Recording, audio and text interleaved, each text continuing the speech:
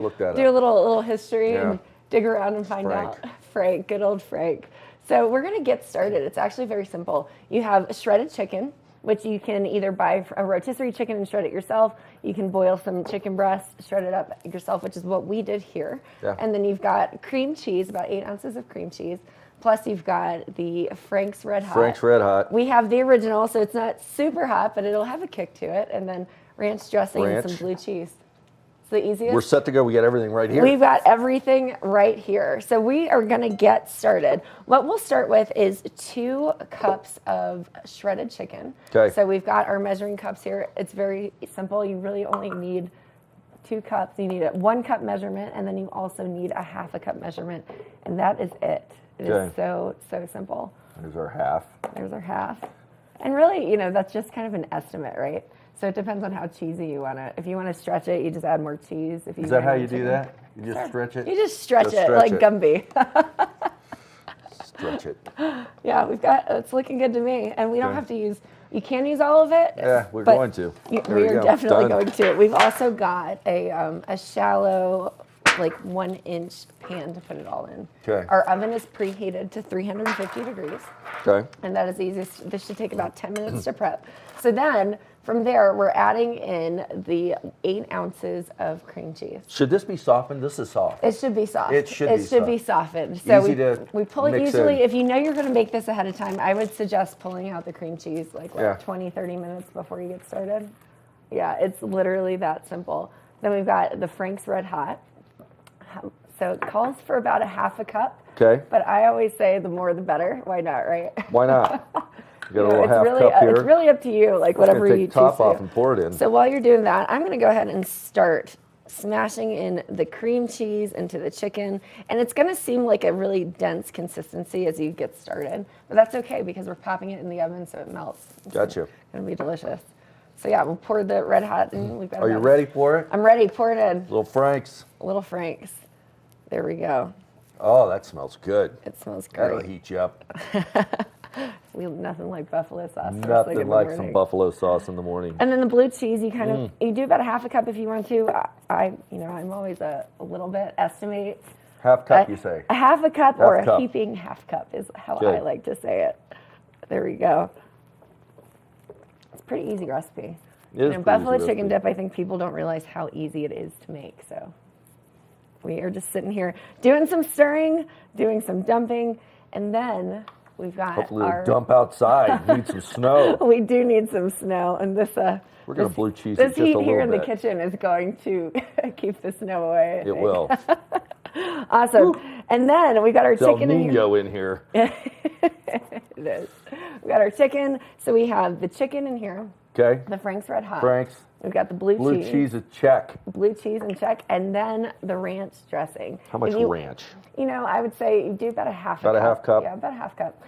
We could do a little bit more since we put a little more chicken in here. Yeah. So it kind of melts a little bit more. Thick stuff. Yeah, it's good stuff. I like to do the avocado-based ranch dressing or avocado oil-based ranch dressing. Oh, you do? Why? Thing.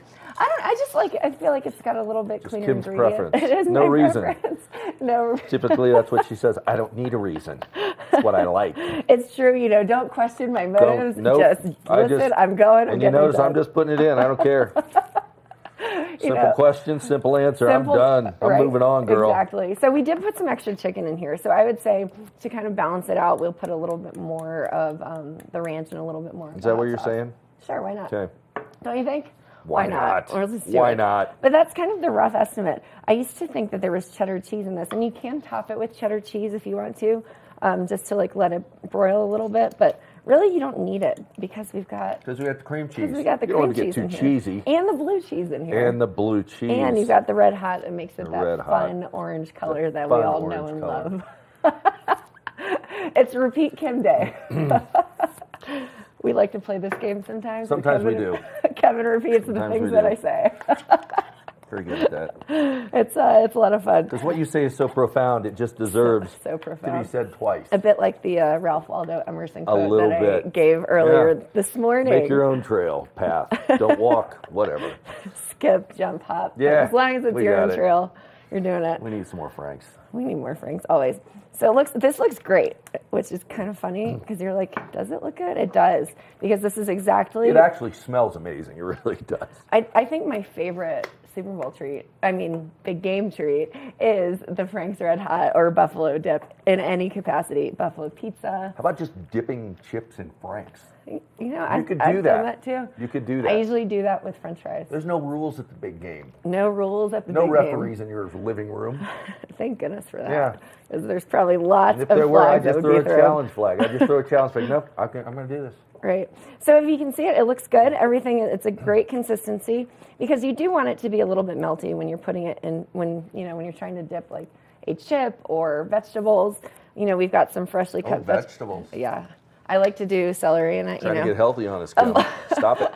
Avoid the carbs if possible, because we're probably consuming them in all other ways while we watch the game. So then this is it. You've got your oven preheated. You've got your ingredients stirred in the bowl. You're going to put that in your 1-inch shallow baking pan. No oil in there, no nothing. Nothing. Just put it in. Just straight in. Huh. And then if you Simple. If you want to keep it hot, obviously you could do this in a crock pot and just let it sit, but all right, here we go. Variation. Kevin, I'm going to give this to you to scoop it into here, because I'm afraid I'm going to drop this bowl everywhere. You got it. Just hang on tight. We're scraping. We are scraping. Got to get out all that chicken. All the good stuff. And ranch and cream cheese. And that is it. We got it. Looking great. And then you just spread it evenly throughout the pan. So this pan is a little bit bigger than maybe putting it in like a normal baking dish, but either way, it's going to melt. It's still going to be delicious. Yeah. Who cares? We're going to eat it, and we're going to love it. No rules in the big game. No rules in the big game, and no rules in the fun zone. No, absolutely not. Absolutely not. So now just pop this in the old oven. That is it. We just throw it in the oven, and then we let it bake for 20 minutes. Looking good. Our oven is heated. Heated to 350 degrees on the nose. 350 degrees on the nose. We're going to let it bake for 20 minutes. And we're going to pull it out, and we're going to taste test it and live our best big game life. Can't wait. Can't wait. Well, we've got a lot more in store in this first hour, and that's just the beginning. We just got started. So we'll see you soon, and we'll be right back after this. Good morning, Vail. Each week on The Tech Show, you can look forward to the latest in technology and how you can use it too. We'll also chat with leading experts, and you'll find out if the latest gadget will take my money or not. Don't miss The Tech Show. Check your local listings.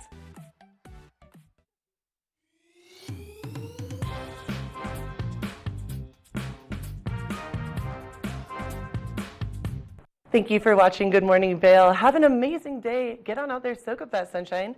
We'll see you tomorrow right here for more Good Morning Vail. Bye, everyone. Hi, I'm Gretchen Bleshaw. You might recognize me from the Glitz and Glam with Gretchen. Maybe you hear my voice on the radio from time to time or see me out at a concert or two. I love concerts. If you see me out, the long mermaid hair, I'm almost 6 foot tall. It's hard to miss. Come and say hi, give me a high five, and make sure to watch me right here on TV8.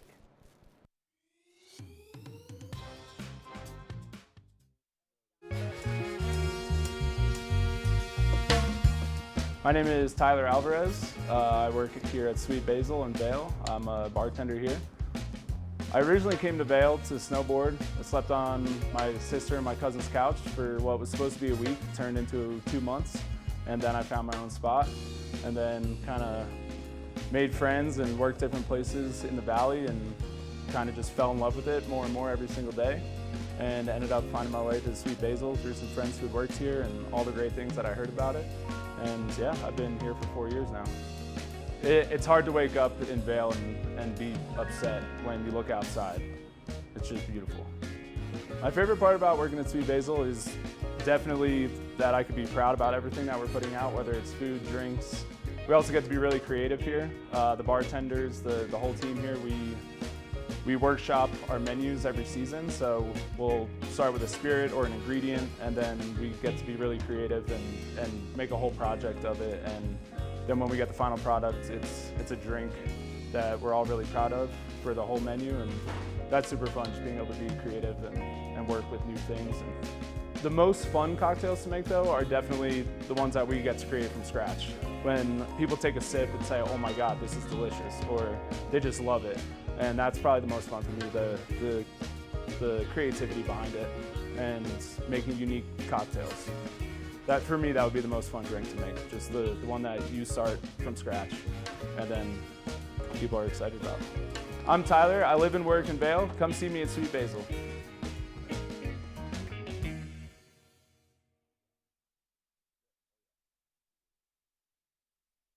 Good morning, Vail.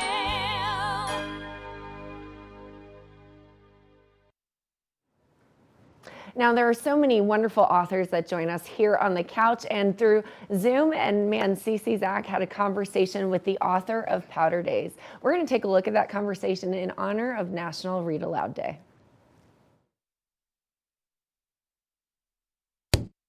And I am so humbled today to have our special guest, Heather Hansman from Powder Days, the book. And before we get into the specifics of all these questions I want to ask you about the book, I want our viewers to know a little bit about you. You've spent quite a bit of time in the Vail Valley. What brought you here? What makes you keep coming back to Good Day Vail? Just tell us a little bit about yourself in the Vail Valley. Sure, thanks for having me. I actually moved to the Vail Valley, to Avon in particular, when I was 21. I was fresh out of college. I had on the East Coast, and I had this idea that I wanted to live in a ski town that was pretty loose and unformed. And a guy that I didn't know that well, that I worked with during the summers, happened to work guest services at Beaver Creek. And so he said he could get me a job. And so two of my best girlfriends from college and I, sight unseen, drove our cars from Massachusetts to Avon and got jobs working at Beaver Creek and lived in the Tarns and kind of started my sort of journey as a real skier and a person in the ski town kind of started here. So it's really fun to be back. Do you mind if I ask what year that was that you came out here? 2005, 2006. Okay, That so is me dating myself. yeah, so it's about half the age of Beaver Creek. So you were right in the midst of when Beaver Creek was really starting to grow. And you say the Tarns too, and I'm sure the Tarns had been around for a few years as part of employee housing. Is that correct? I think so, yeah. Yeah, it was pretty weathered by that point. Yeah, pretty weathered. As you and I were talking, you had mentioned that you started as in guest services, and you started as a ticket scanner, but you also wore a yellow coat for a period of time. So tell us a little bit about what that was like on the mountain as well. Yeah, I mean, I know that Yellow Jackets get a little bit of flack for their jobs, but it was a really fun job to have because all we had to do was ski. In the year that I was there, they had just started the program, and we had a radar gun that we could play with. A radar gun? So You're kidding me. And I'm sure it was supposed to be to monitor other people's speeds, but we would just take it out and time each other. So that was a really fun time of my life. Well, tell us, what did you top out at? You don't feel like you have to. I don't think I can remember. It wasn't that fast. And, well, as a current ski instructor, I am so grateful to have Yellow Jackets on the mountain, and I'm very happy, actually, that there was a consideration for radar guns. I haven't seen any, don't even know if they have them, but thank you for doing your job back then.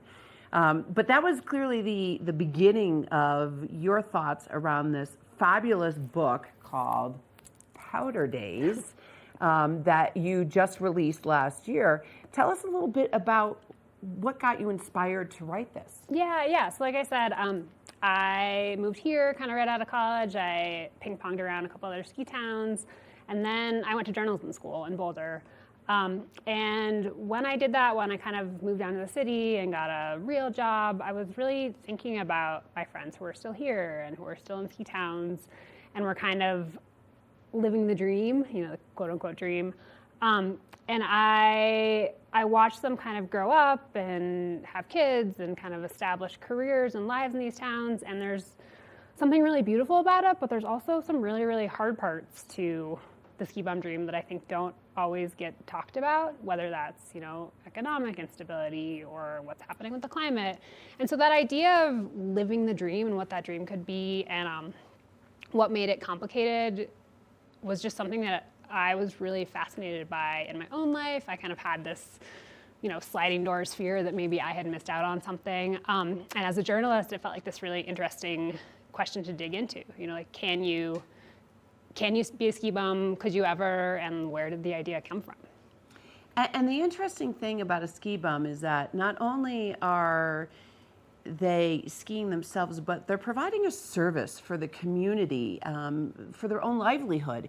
So, what are some of the jobs that these ski bums hold or held? Yeah, I mean, I think that a town like Vail, like this valley, like a lot of these Colorado mountain towns are really dependent on the service industry, on the people who work on the mountain, on the people who work in the restaurants and the lodging and the, healthcare services. And I think that when you're somebody who's living in, and I think this was kind of more true 15 years ago before so many people could work remotely, but if you're gonna commit to living in this town, you're really a part of this service economy that makes the towns flow. And so what were some of the key findings that you had as it relates to individuals trying to make a living here in these services that actually benefit all of the viewers of this show? Yeah. What are some of those findings that you had? Yeah, it's a tricky question. And I guess for a little background, to do the research and the reporting for the show, or for the book rather, I did basically a big road trip, which was really great. I did a big loop around the western U.S. and popped into all these ski towns to kind of look at what the reality of hardcore skiers look like. Would you mind naming a few of those as well? Sure, yeah. Areas I started in Montana. I went through Big Sky and down into Wyoming to Jackson to Sun Valley. Did a loop through Utah, came through the Vail Valley, Summit County, spent a chunk of time in Aspen. So it was like really a big kind of western U.S. I spent a little bit of time on the East Coast too. And in those places, every town has its own identity and its own kind of things it's dealing with. But in a lot of those places, housing was really top of the pile, kind of whether local wages could keep up with affordability, and kind of what the sustainability was of the local community. And as skiing gets more expensive, as real estate gets more expensive, we're in a time of inflation right now. So there's a lot of pressures on, the people who, A, love the sport that we all love, and B, are really supporting the towns that we live in. And it's interesting you using the word sustainability, because in the context of what you just said, it was about sustaining the ski bum and those that service the community. But after reading the book, you also found out some other interesting environmental issues as it relates to sustainability as well. Oh yeah, absolutely. I mean, sustainability as a word applies across the board, I think. And we don't have, even if you take apart the community and the economy and all that, skiing doesn't exist if we don't have snow. So at the most base level, we need to be thinking about protecting the climate. We need to think about carbon reduction if we want skiing as a sport and these places that we live to exist even 10, 15, 20 years in the future. I mean, you look at this winter across the country and it's been really variable, California to New England. And I think that's not changing in a positive direction anytime soon. Well, and I would imagine that some of our viewers don't really know the differences of what we've been seeing with climate, or I should just say the snow in those areas. Could you just tell the viewers, the variability that you've been following in these different areas? Oh yeah, I mean the Sierras has their biggest snowpack in years, and my parents, for instance, live in New Hampshire, and it's been 50 degrees and raining there, so you get kind of the full spectrum of weather. I mean, and climate and weather are not the same thing, but they're very connected. And which we'll get into shortly, because if we don't have snow, there is no skiing. Yeah, absolutely. So tell me a little bit about the response to the book. What have been the emotions of those readers that you've had a chance to spend time with? Yeah, it's really, writing a book is so interesting because it happens in your brain and in your computer, and then all of a sudden it's out in the world for people. And for the most part, it's been really positive, and it's been really cool to hear from people who have read it and maybe connected with their personal experience or what they'd wanted to do. There has been I think this is kind of like the tricky thing that skiing as a sport is dealing with right now, but there has been some blowback into the fact that I talked about race and identity and economic inequality, and I think that makes some people really uncomfortable, even though that, who gets to be a skier, who can afford to be a skier, who's welcome in a ski town, I think is some of the most important things that we're thinking about in skiing right now. So tensions are high around some of those tricky yeah. social issues. Well, I mean, those social issues are at the forefront of everyone's minds these days, but people are so afraid to talk about them. You know, I enjoy seeing what Eagle County is trying to do in some of those areas. You know, Vail Resorts is always looking for ways to try and tell us about how they're trying to help the community.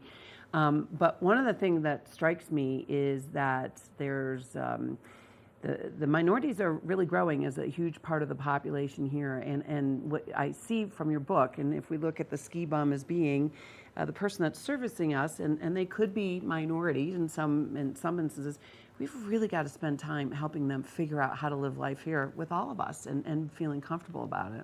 Yeah, I mean, absolutely. If skiing doesn't reflect what our community actually looks like and what the country actually looks like, then the sport is going to die.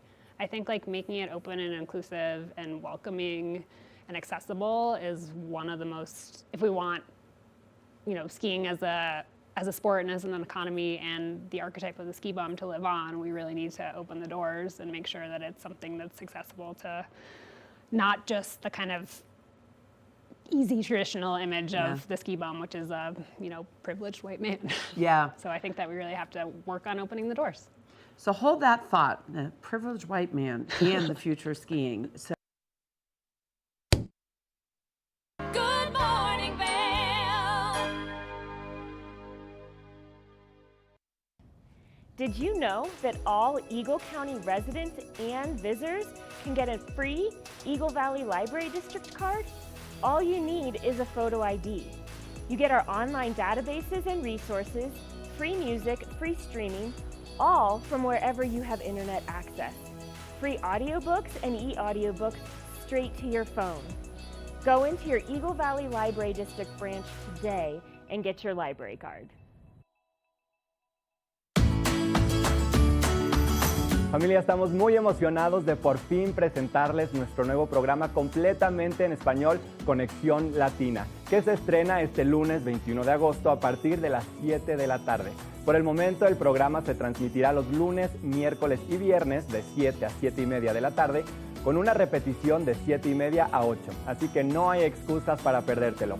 Te recuerdo que puedes sintonizar nuestra programación a través del canal 92 de Comcast, nuestra página web tvavail.com y nuestra página de Facebook TVA Conexión Latina.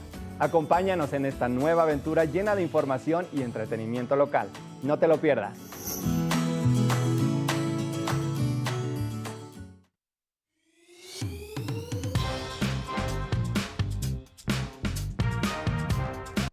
Well, Archer and I are going to get headed on further down the trail, but I hope you'll catch up with us a little bit later. Hi, I'm Ben Roof, and I'm one of the new hosts here at TV8. I'm so excited to share all of my explorations throughout the Vail Valley with my dog Archer, where we'll be taking you to hiking trails, biking trails, maybe we'll go rafting, fishing, or whatever else we can come up with. I'm so excited to share all of that with you in my new segment, Outdoor Adventures. Don't forget to catch up with us every day right here at TV8 Vail or at tv8vail.com, because there's always more for you on 92.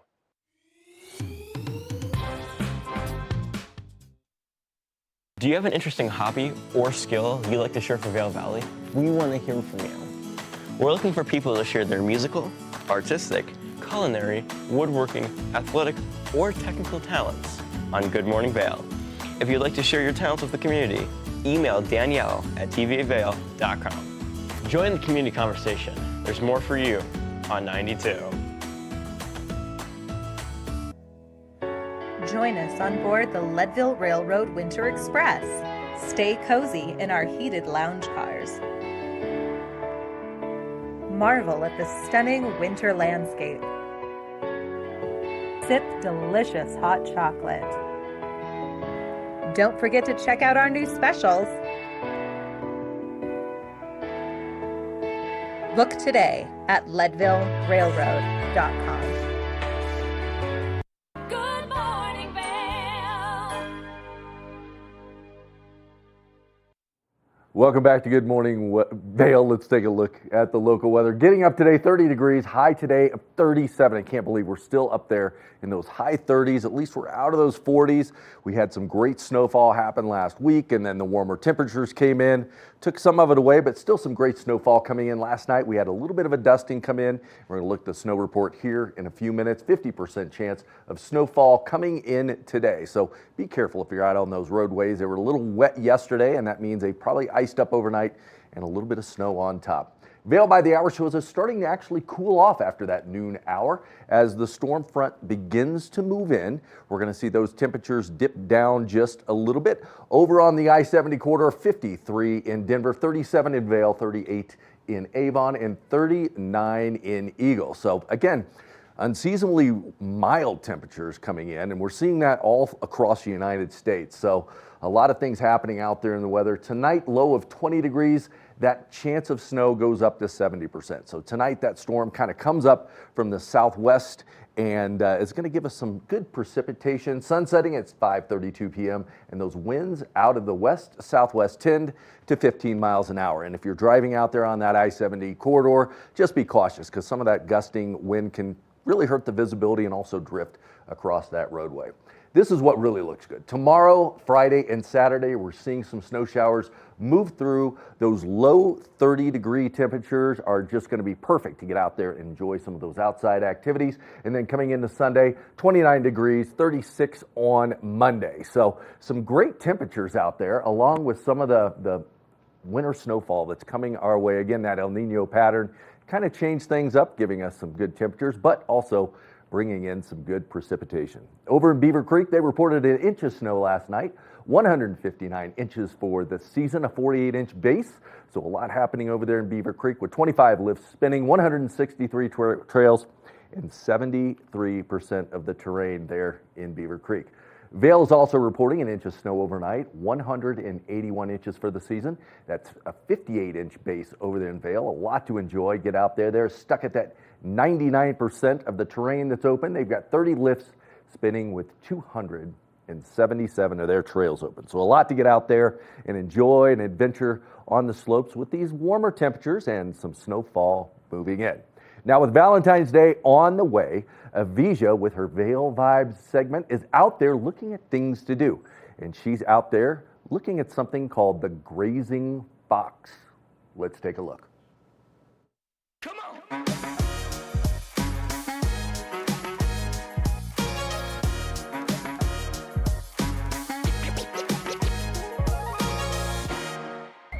Hi friends, welcome to Vail Vibes. Love is in the air as we approach Valentine's Day. And I gotta tell you, ice skating in Vail Village is one of my favorite things to do.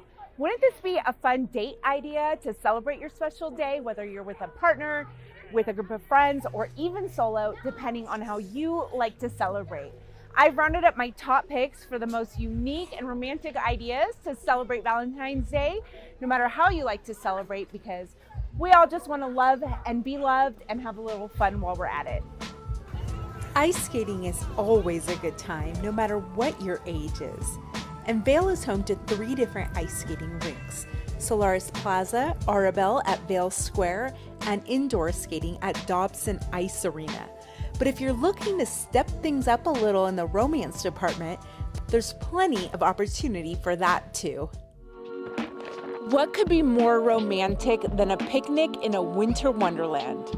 Vail needs a unique experience that hasn't been offered before, and so those guests that have been coming for 20 or 30 years are excited for something new to do. This is Pamela Davis. She's the owner and operator of Picnic Vail, and this is her first season offering winter picnics. Winter picnics is just a whole new idea for Vail in general, and just so magical and cool, like being in a snow globe, you know, but warm. Indeed, it felt surreal staring out at the winter sky from inside this cozy tent, set up right next to Gore Creek. Pamela says it's been a hit with people so far. The majority of our picnics are surprises for the other person. So, and it always goes really well. I mean, proposals, we get tons of proposals. We just had somebody get engaged last weekend. If you book a winter picnic, you get a comfortable setup like this one, complete with a heater, a game, a Polaroid camera, and a charcuterie board from Pamela's other business, The Grazing Fox. We do dessert boards and s'mores boards and meal boards, just all kinds of different offerings. And we have a selection of things that you can take with you on adventure, like little boxes that have everything that a board has. Pamela says making food this beautiful runs in her family. I kind of blame just growing up with an artist for a mom, and then that meshed with, you know, my background in food and restaurants, and it's just what we did at home. The joy of gathering and eating was a big deal, and so I think that's why it's such a celebration for me personally. To get together and eat is like just the best way to show love. So celebrate with your loved ones. As the saying goes, food tastes better when you're with the ones you love. For TV8 in Vail, I'm Avisha Scarborough. Good morning, Vail. It's the fastest half hour in television. Toyota's Race Week takes you inside the high-speed world of NASCAR. Go behind the scenes for a look into the high adrenaline world of motorsports and hear from your favorite drivers as they discuss the drive to a championship. If you love NASCAR, you won't want to miss Toyota's Race Week.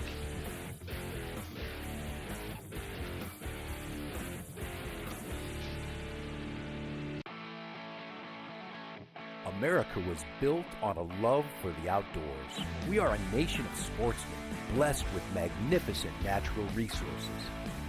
With broad interests across water and field, we are united in our devotion to nature and conservation. Join us every week for the best shows celebrating the outdoor lifestyle. Outdoor America. Live free.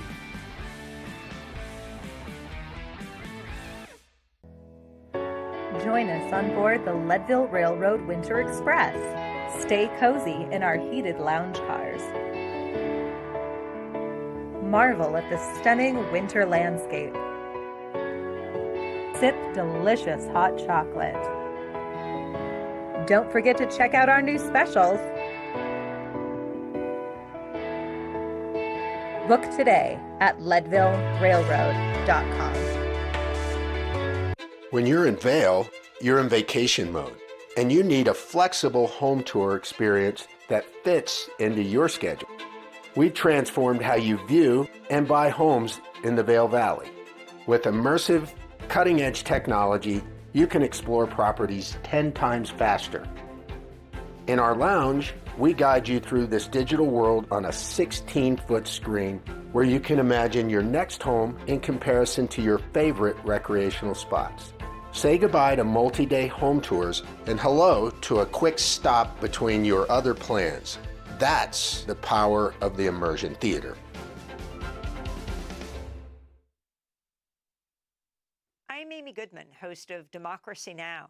Our independent news hour offers diverse perspectives and unique opinions, often unheard in the mainstream media, live as the news unfolds.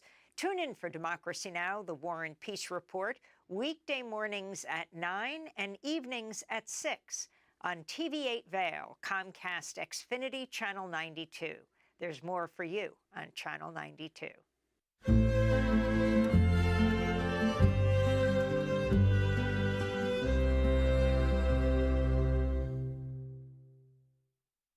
Good morning, Vail.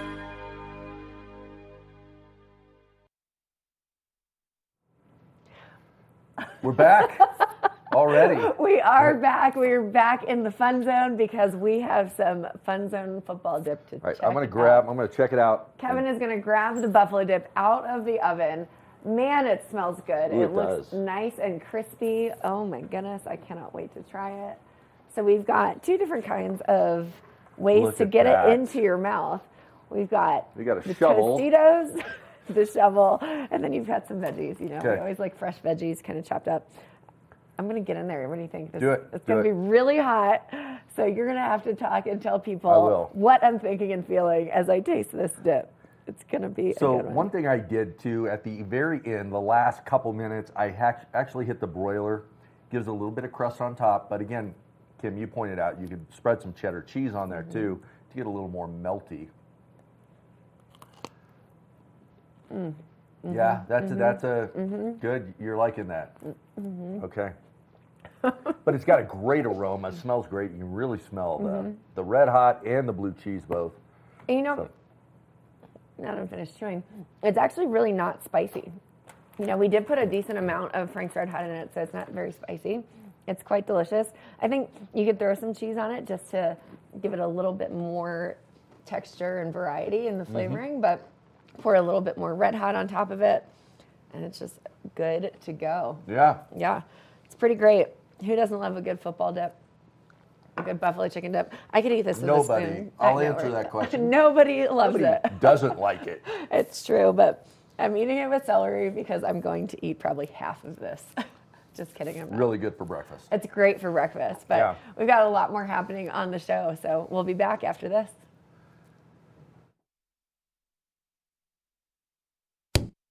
The Powder Days episode.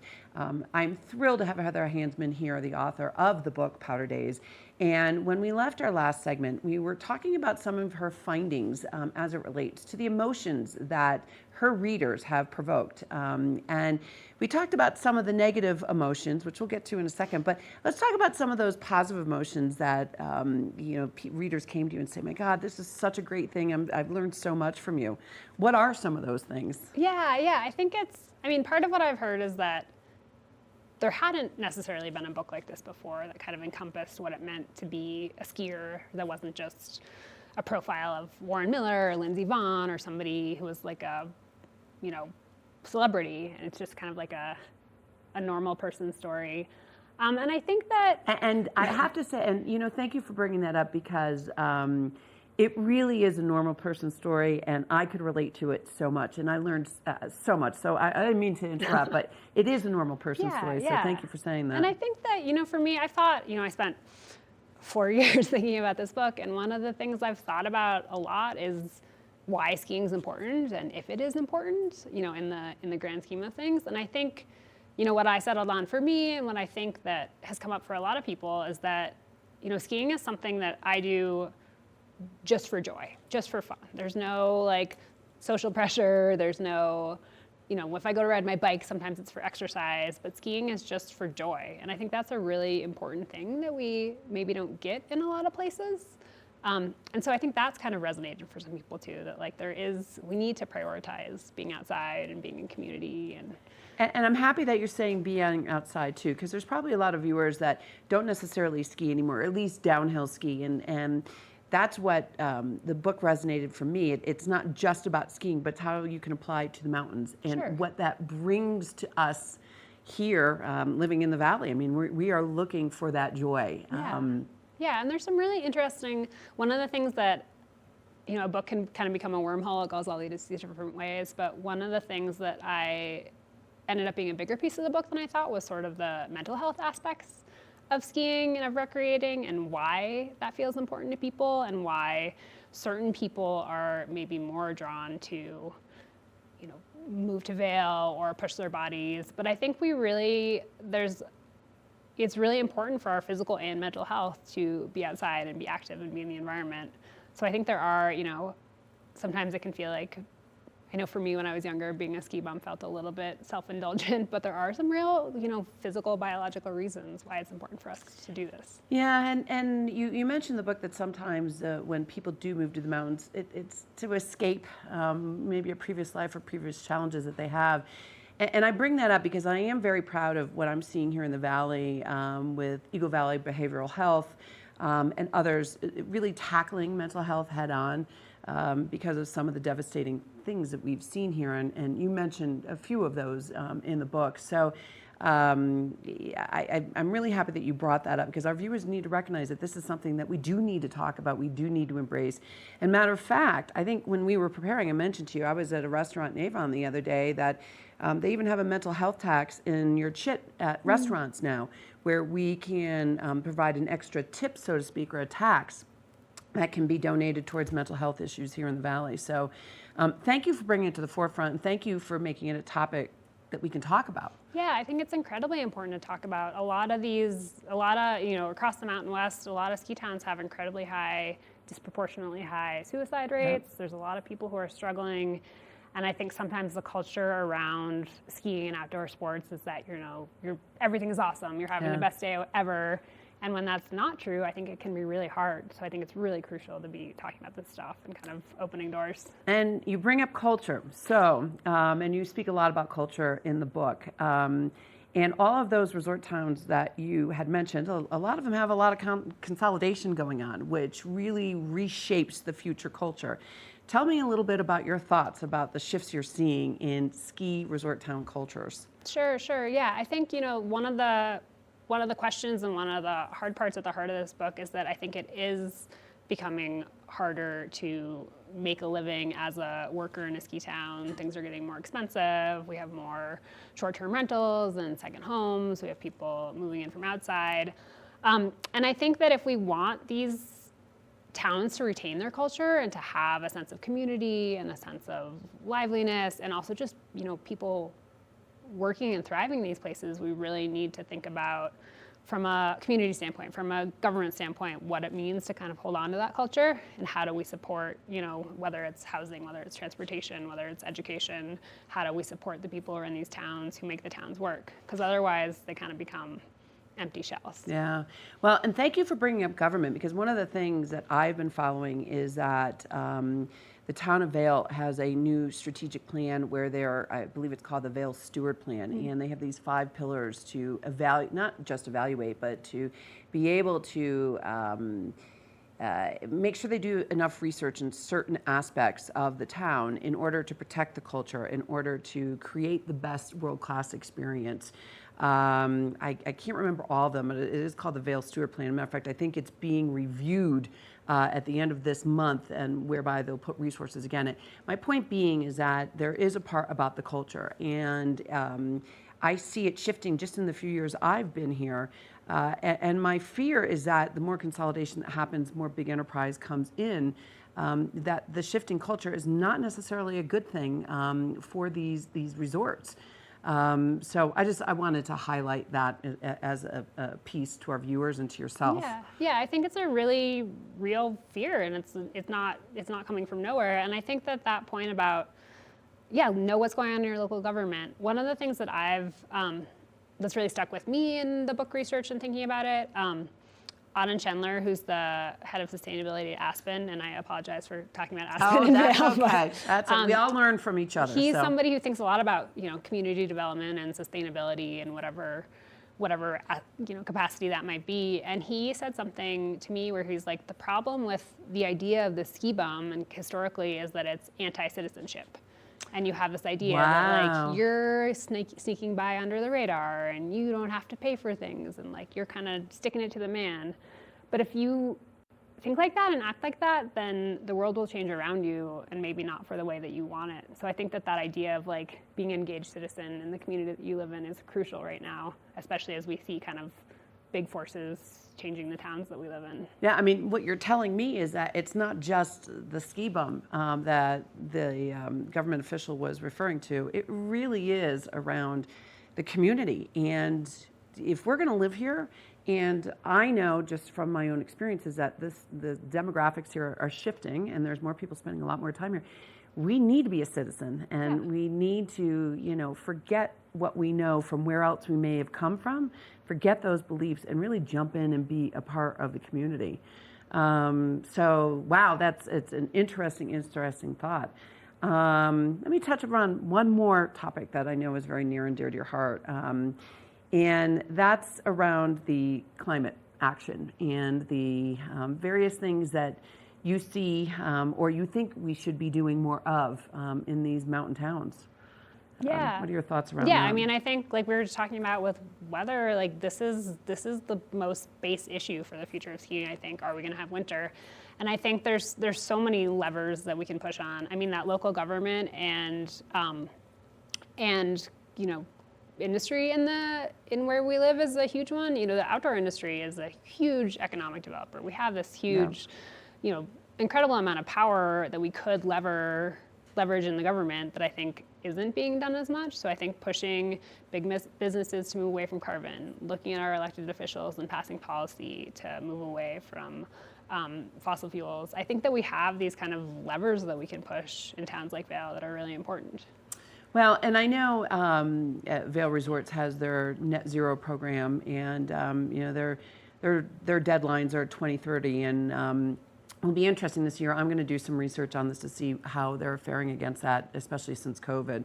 But I think it's really important that we all understand what government's trying to do, nonprofits are trying to do, what the big businesses are trying to do, and fall in line with our own daily behaviors. Yeah, and as a citizen, you get to put pressure on the businesses that you use and your local government. Yeah. So I think it can be easy to feel overwhelmed and disempowered by climate change because it's so humongous. But like we have levers that we can push. One baby step at a time. Sure.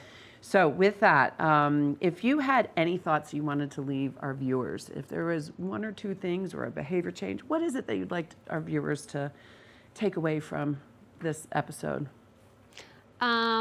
I think that idea about finding joy and fun is really important. And I think also that being an engaged citizen in the place that you live. And, if you want a town like Vail or like Avon or Edwards to, continue to be interesting and thriving and full of community, like that's on you.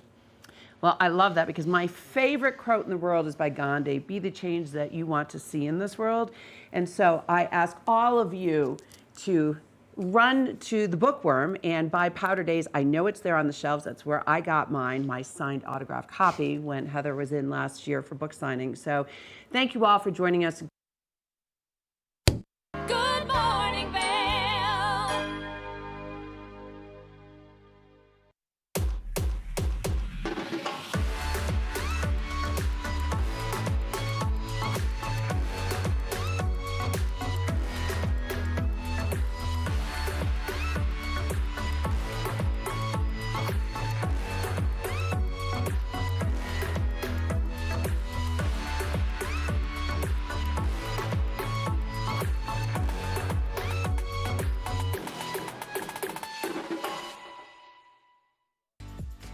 Eyepieces of Vail has been a fixture in the Vail community for over 30 years.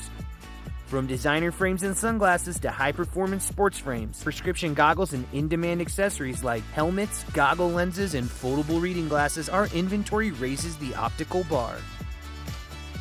Visit one of our 7 locations today and see why generations of loyal customers return time after time for our unmatched service and inventory. Eyepieces, the art of vision. Did you know that all Eagle County residents and visitors can get a free Eagle Valley Library District card? All you need is a photo ID. You get our online databases and resources, free music, free streaming, all from wherever you have internet access. Free audiobooks and e-audiobooks straight to your phone. Go into your Eagle Valley Library District branch today and get your library card. For fun and adventure, join me on Elizabeth Stanton's Great Big World. Find out where I'll be going next and which celebrities I'll be bringing along with me. I'll show you amazing destinations with lots to explore, and you'll get to know my celebrity guests the way they really are, up close and personal. We'll travel the world, experience new cultures, and together, try to make a difference. I'm Elizabeth Stanton, saying the world's a big place, and I'm going to show it to you.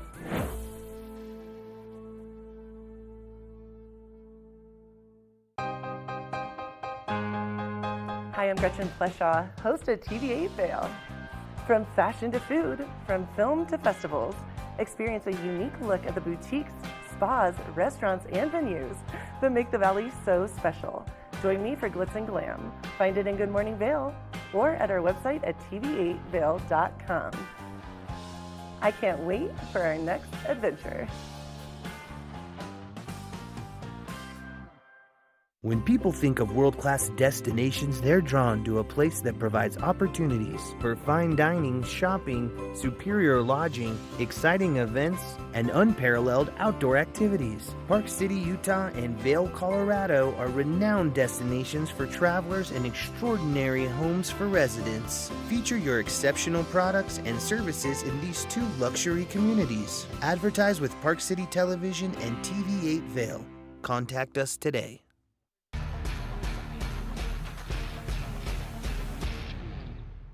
Do you love the outdoor lifestyle? Make sure you tune in every day at 8 p.m. to catch Scoreboard Nation. It's an outdoor lifestyle show dedicated to your 3 favorite mountain towns, Vail, Beaver Creek, Park City, and Reno, Tahoe.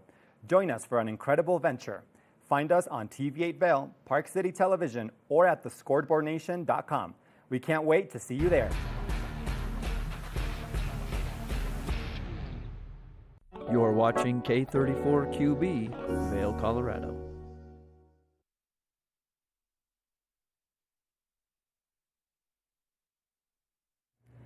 And we're back. It is the second hour here on Good Morning Vail. I'm Kimberly Perot, and joining me in the studio is the excellent Kevin Shields. In the second hour, we are all about music, relaxation, and it is National Read Aloud Day. So Covered Bridge has a conversation with an author. Avisha takes a look at Spa Angele, and then we've got 2 musicians joining us in the studio. So lots happening in the second hour of Good Morning Vail, and it starts right now.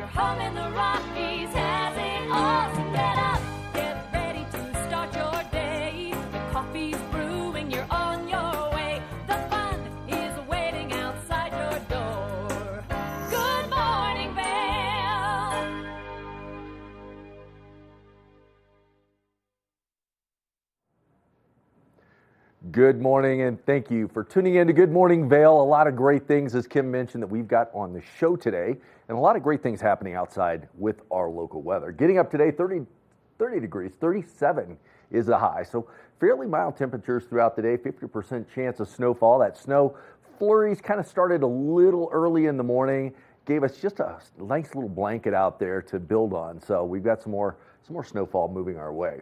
Vail by the hour shows temperatures actually starting to cool off at that 3 to 4 p.m. hour. Typically, we kind of see that's the warmer part of the day, but we're going to see those temperatures decrease as that storm continues to move through. That jet stream's coming up through Mexico and actually right across Colorado. So hopefully we see some good snowfall out of that. In Denver today, 53 degrees and rain, 37 in Vail, 38 in Avon, and 39 in Eagle with some snow falling throughout the day. It's going to be fairly light throughout the day, but this evening, low is 20 degrees. That snow percentage goes up to 70%. So we're anticipating that more significant snowfall happening overnight. Sun setting at 5:32 p.m. and the winds are west-southwest 10 to 15 miles an hour. So some nice strong winds coming out. And we point out if you're over the Vail Pass, driving down that I-70 corridor, just be cautious because that wind picking up can really decrease visibility. Looking at the 5-day, this is what's exciting. Thursday, Friday, Saturday, seeing some snowfall, mild temperatures in the 30s. So it's going to be great to get out this weekend and play in some fresh powder. So we see that snowfall kind of come across. Sunday, partly cloudy, 29 degrees, and then that sun pops up with some more warmer temperatures on Monday. So some great temperatures coming our way. Looking at the snow report, Beaver Creek reported an inch overnight, 159 inches for the season. 48-inch base depth, and the lift hours for 8:30 to 4 p.m. So a lot of time to get out there and enjoy that 73% of the terrain that's open, 25 lifts that are spinning, 163 trails open over in Beaver Creek. Heading over to Vail, we've got an inch reported over there, 181-inch season total, 58-inch base depth. And again, 8:30 to 3:30 of the hours over there in Vail with 30 lifts spinning, 277 trails, 99% of the terrain. Just stuck on that 99%. You know, 99 is better than not. Right. So, no, we're going to get there. You know, National Read Aloud Day, it was the best of times. It was the worst of times. And that's all I'm going to say, because right now, you know, Charles Dickens and A Tale of Two Cities, we don't need that. Yeah, thanks for reading aloud to us, Kim. I read it. You're reciting. You're actually reciting aloud. To you. Yeah. Well, we've got some fun things that we like to talk about on the show, and Eyepieces of Vail is definitely one of them. They've got some incredible inventory. They've been an amazing partner for TV8 over the years, and their staff is second to none. You need some eyeglasses, you need some goggles, you need a helmet. Eyepieces of Vail is the place to go. Their experts will line you up with the perfect fit and what you need. If you need prescription in your goggles, they've got you taken care of. Can definitely get that put in. And a variety of different brands. Smith, Oakley, a lot of things. Anon, which is a great brand over there. And today we're going to showcase this Oakley. Great prism technology in here. Again, vision is precision when you're out there on the mountain, and you want to make sure that you see the lines. There's a lot of imperfections in the snow, especially on a day like this where you have just enough snow to cover what was there yesterday, and if you're not seeing clearly, it can spell disaster and kind of ruin your day on the mountain. You can hit a bumper too, and Yeah. you want to be able to see that with some really high-tech goggles. Yeah, so it illuminates and gets the imperfections in the snow, but also the peripheral vision, both up, down, and side to side, really enhances that. Because there's a lot of people out there on the mountain, so you got to be careful, know where everybody is in and around your center that you're skiing in. So these are great piece of technology. And again, I say technology in glasses because there's a lot built into this. This one's really good too. It's a little bit thicker frame, so if you do want to wear your eyeglasses under the goggles, there's plenty of room for that.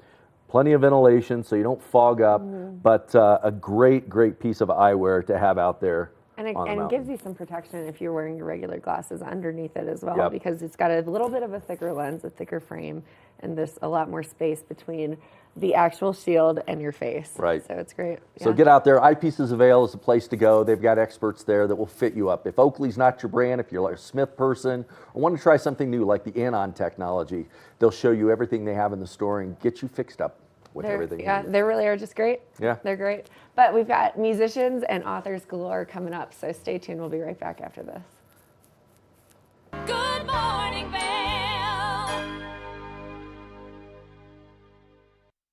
Are you looking for exciting and nutritious recipes to cook at home? Watch Colorful Cooking with Tracy Miller on TV8 Vail. Tracy brings you the best in fresh and healthy foods for the active outdoor lifestyle. Stream online at tv8vail.com or find us on Comcast Xfinity Channel 92. There's more for you on 92. Think Big features top kid inventors who face off against each other to see who can come up with the most innovative and creative invention. In Think Big, kids acquire and showcase their skills in creativity, science, marketing, design, and don't forget, teamwork. Check your local listings and watch the world's most innovative kids. They create and invent new toys, games, websites, and new modes of transportation. Tune in to Think Big. America was built on a love for the outdoors. We are a nation of sportsmen, blessed with magnificent natural resources. With broad interest across water and field, we are united in our devotion to nature and conservation.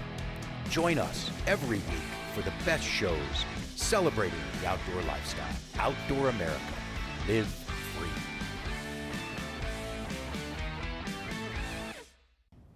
Did you know that all Eagle County residents and visitors can get a free Eagle Valley Library District card?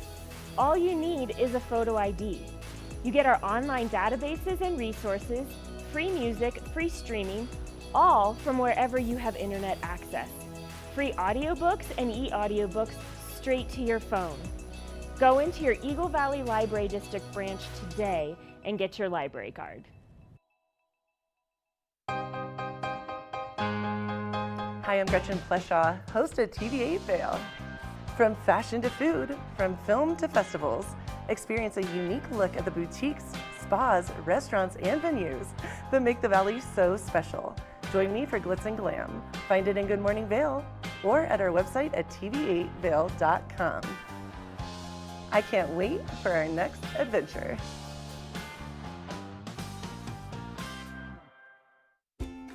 Dog Tales is America's premier dog lovers magazine show.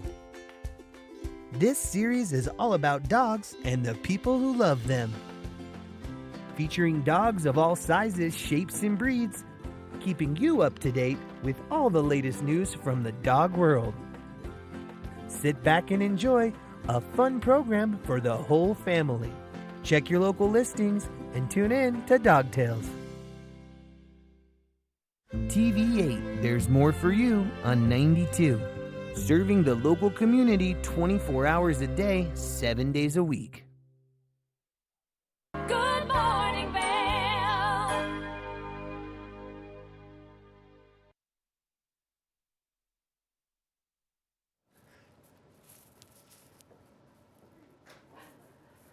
It's National Read Aloud Day, and we've been featuring some of the incredible authors that have been here on the couch previously. Covered Bridge also loves to chat with literary geniuses here, and they had a conversation with author Sandy Ferguson Fuller. That's a mouthful if you're trying to say it out loud, about her books and all of the work that she's done. Let's take a look.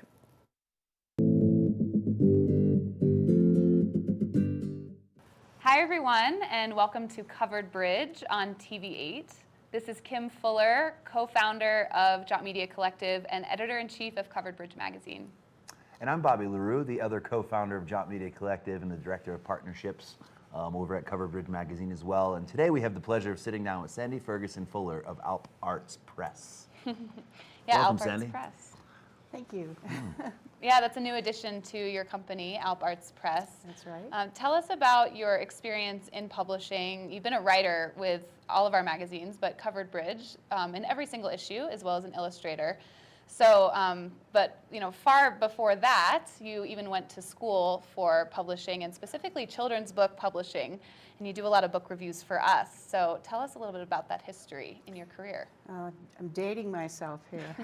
I hate to go that far back, but it's been 50 plus years, and I was very lucky to study in college with Maurice Sendak.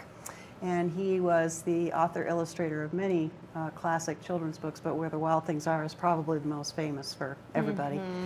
And he got about 10 of us were totally turned on to the art and craft and genre of picture book publishing, and that's what started the whole thing. So one of your most recent projects we're featuring in this issue, so the summer and fall issue of Covered Bridge magazine, and it's a series. And so let's see if we can see them. We'll have you hold them up, but maybe walk us through the Blues series, right?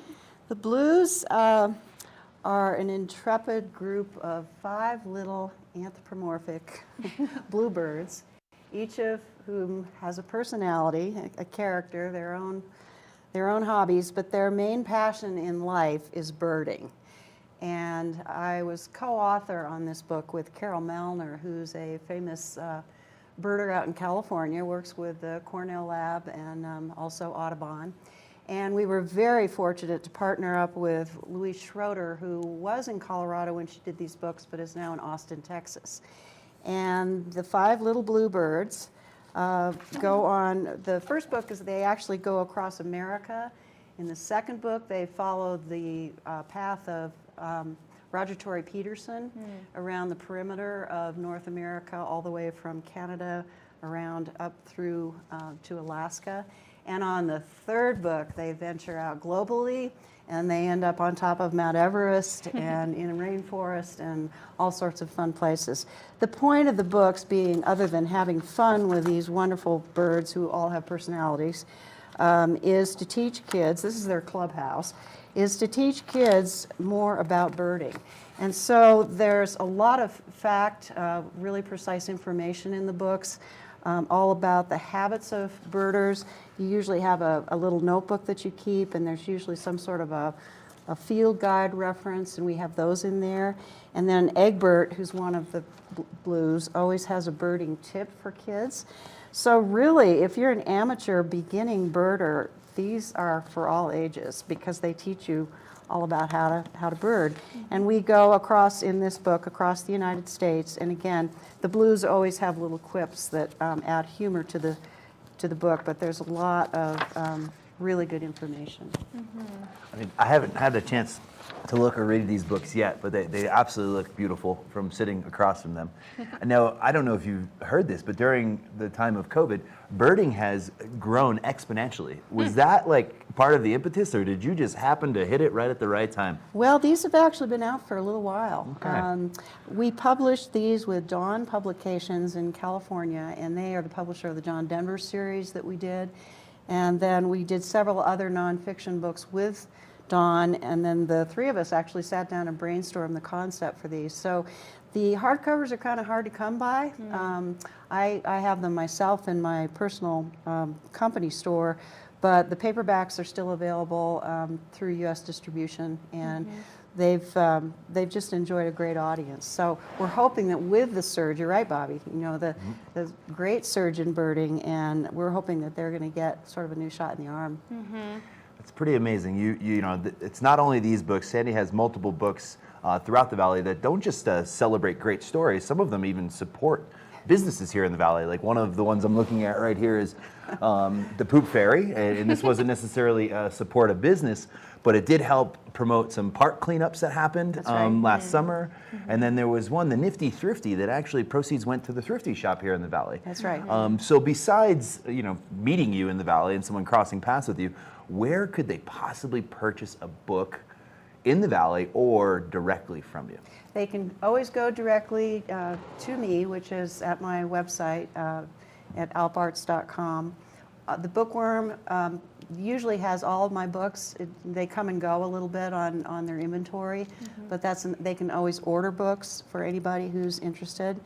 And they're great supporters of everything that we've done. We've got a brand new one. I don't have the hardcover yet, but just got the paperback in the mail yesterday. It's the latest book is the Bunny Poets in the Library book. So this is going to be at the Bookworm as well. Nice. And we'd love to send people there, or you can always contact me. Nice. Amazing, yeah. Yeah, well, you might recognize if you used to go to or you went to the Bookworm when Sandy was there. She was there for over a decade, I think. About 15 years. 15 Yeah, years, yeah. 15 years, and all the while helping other authors and illustrators publish their own children's books through your company, Alp Arts, based in West Vail. So right. how has it been like to grow your company, you know, from the ground up, really, the past, did you say 50 years you've been in this industry? I hate to think of it. And how has it changed? How has publishing changed? Publishing has changed tremendously, and I think the main difference now is that it's very, very conceivable and viable to self-publish. 10 years ago even, that wasn't the case, but there are a lot of publishing platforms out there, print-on-demand companies, so that just about anybody who wants to get a book out can get a book out. If they realize that once they've got a book out, they still have to market it, sell it, warehouse it, do all the things that traditional publishers have always done. Traditional publishing is still very strong. It's a very, very competitive market in picture books. It really helps if you're a celebrity to get published. But it's all about the bottom line in traditional publishing. And so I'm glad that there's more opportunity for self-publishing that's affordable and doable. Awesome. Well, before we let you go, is it something you're doing? Are you still taking on clients, helping them produce books? Is there other ways people can interact with Alp Arts Press besides purchasing a book? Yes, I'm still a literary agent. That's how I really started my career, along with the writing and illustrating back in the 80s. We started the agency. I still represent about 20 authors and illustrators. 80% are published, a couple are not. I'm not actively seeking a lot of new talent. I've been in this business a long time, and we're sort of going off in new directions with the publishing idea. But the door is always open to looking at books. And I also work very closely with a company out of the UK with editorial consultation. So I specialize in picture books almost exclusively. If you've got a YA novel, I'm not your girl. But I'm still open to all of that. Awesome. Amazing. Great. Well, yeah, definitely pick up, if you can, find a copy of The Blues Go Birding at the Bookworm, or go straight to I don't know if it's at the Bookworm, so go straight to alparts.com and you can order these books. And also read all about them in Covered Bridge this summer-fall issue, 2023. And it's been wonderful to have you on, Sandy. Our theme is journey for this next issue, and just to see the journeys that the birds go on. I mean, just from the cover, you can tell that it's a really, really fun series. I mean, they're wearing packs, going up Everest, they're in the ocean, they're rappelling down rock walls. Really, really fun characters there. So, thanks for bringing this to life and for joining us today and for writing and illustrating for us in Covered Bridge as well. And thank you for having me. Yeah, well, thanks everyone for watching Covered Bridge on TV8. We'll see you next time.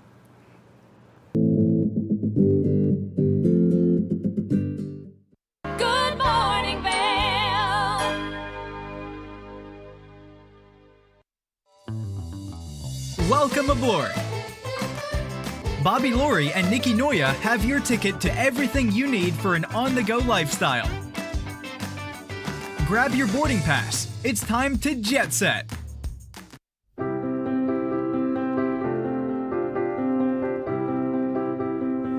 Hi, I'm Ben Belgrad, and I'm the owner of Drinking Vessels here at Bat Country Studios in Minturn.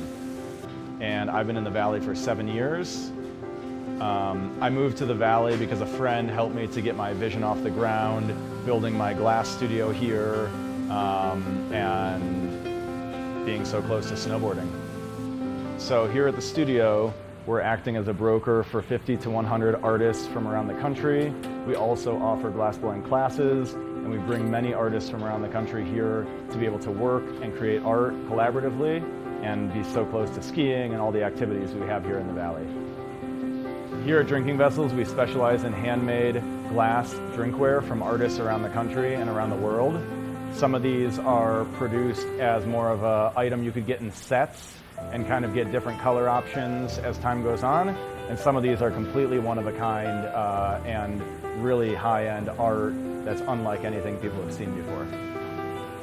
While I'm an artist myself here at the studio, I'm representing between 50 and 100 other artists from around the country.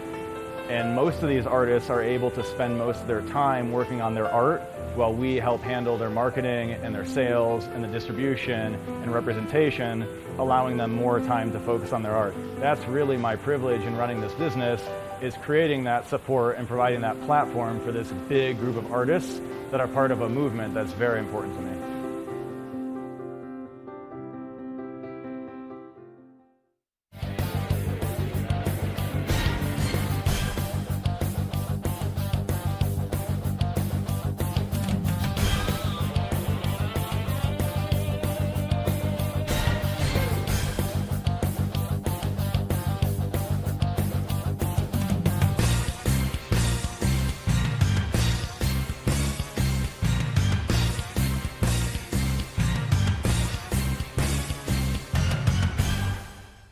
Coming up this season on Ready, Set, Renovate, real homeowners tackle really big renos. Welcome to the ugliest house in the neighborhood.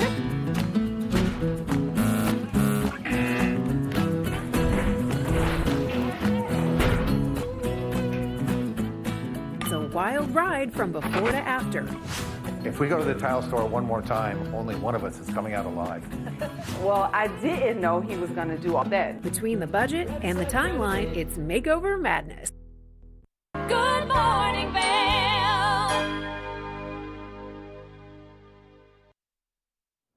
Welcome back to the TV8 Weather Center. Let's take a look at that local weather. Getting up today, 30 degrees, a high today, 37 degrees, beautiful day outside. That snow is falling right now, a 50% chance of snowfall. Kind of started in those early hours and covered the streets out there, so be careful if you're out there driving around.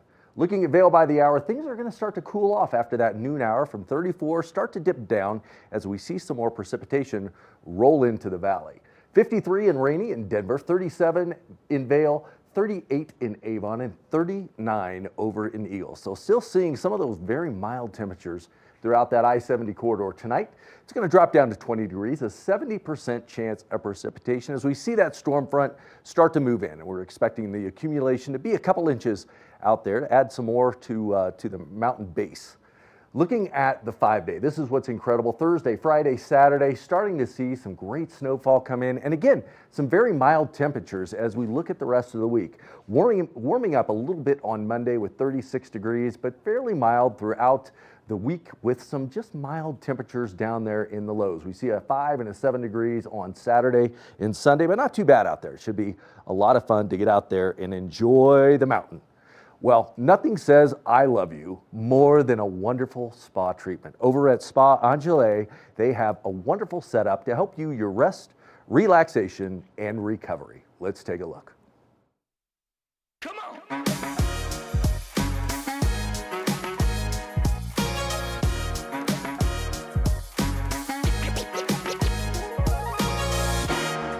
Whether you want to celebrate Valentine's Day for an entire day or an entire week, the Weston Riverfront in Avon has you covered. This is their couples massage room at the Spa Angele. You can schedule that couples massage. After the massage, You can get champagne and chocolates. We're also doing a pop-up special for the month of February, and it is a strawberry seed scrub. It's a polish for the skin, so it is high in vitamin C. It's going to leave the skin really hydrated. It has a luxurious body balm that we'll use to do for the massage after the scrub portion. So after you get rubbed and scrubbed, you may want to open up those chakras with their special Valentine's Day yoga. The chakra yoga class that is going to be on February 14th on Valentine's Day would be a great class for you to attend yourself for that self-care or to do it as a couple together. It is a community-based yoga class, so 100% of the proceeds will go to Small Champions, a local nonprofit that we've partnered with for the month. We always do specialty yoga classes monthly, and we were just focusing on love and the Heart Center. No doubt by then you'll have worked up an appetite. Located inside the hotel is Stoke and Rye, a restaurant by the award-winning chef Richard Sandoval. They'll be offering a Valentine's Day tasting menu. It will be lobster tail with tenderloin, and then it'll be a really yummy, delicious, decadent chocolate dessert. And if your love language involves gifts, there's plenty to choose from here at the boutique. We have lots of skincare options, candles, we have scrubs, lots of clothing right now. So make your appointments and your reservations, and may your Valentine's Day celebration be full of love. For TV8 in Vail, I'm Avisha Scarborough. Good morning, Vail.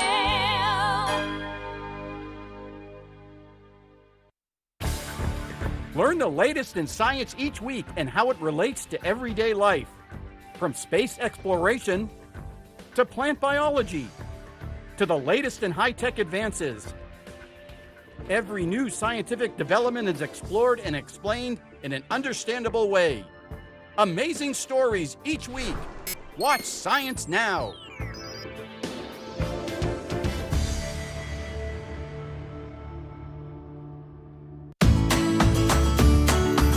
Familia, estamos muy emocionados de por fin presentarles nuestro nuevo programa completamente en español, Conexión Latina, que se estrena este lunes 21 de agosto a partir de las 7 de la tarde.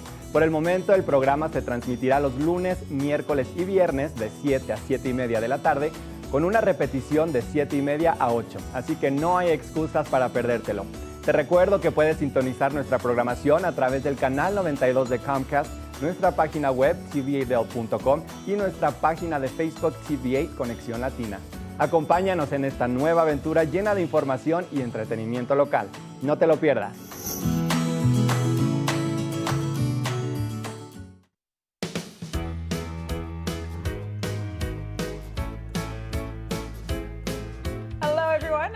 Pascal. And I'm Andrea Jackson. Welcome to Life, Love, Shopping. Have any personal stories you can share? Do I? Yes, I do. So even though you work for some good deals, too good to miss on flash deals. Now check this out. Studies show spending time outdoors can help with depression, lowering blood pressure, and overall health and happiness.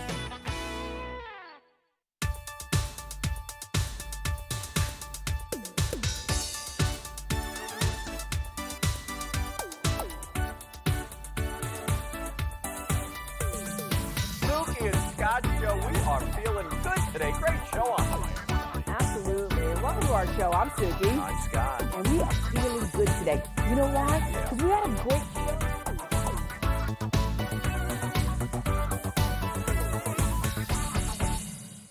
When you're in Vail, you're in vacation mode, and you need a flexible home tour experience that fits into your schedule.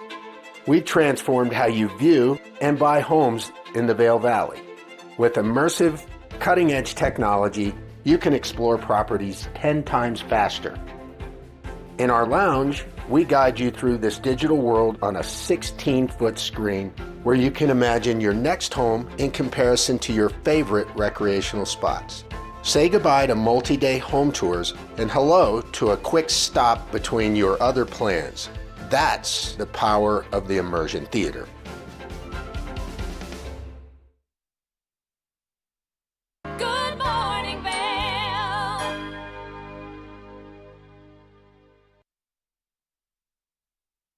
We're back here on the show, and I'm so excited because the next guest joining me is, I would like to call the Renaissance man of the Valley, but founder of the coaching and consulting company Loud Mistakes. Joining me on the couch today is Matt Lewis. How are you, Matt? Good morning, Kimberly. I'm doing great. Thank you. Thank you for having me. Absolutely. Now, we've had you on the show in a variety of capacities. You are a musician, but you also use that to coach people, and you have a coaching and consulting business called Loud Mistakes. Yes. Tell me about it. So my background is, I'm first and foremost, I've been a performing artist for, 30 plus years.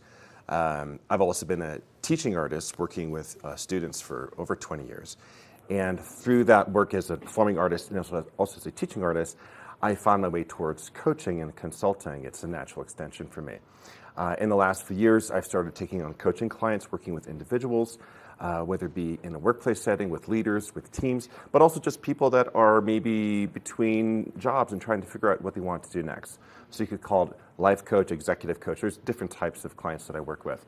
But the brand is called Loud Mistakes. I love that. Because I am on a mission to change how we talk about failure. Mm-hmm.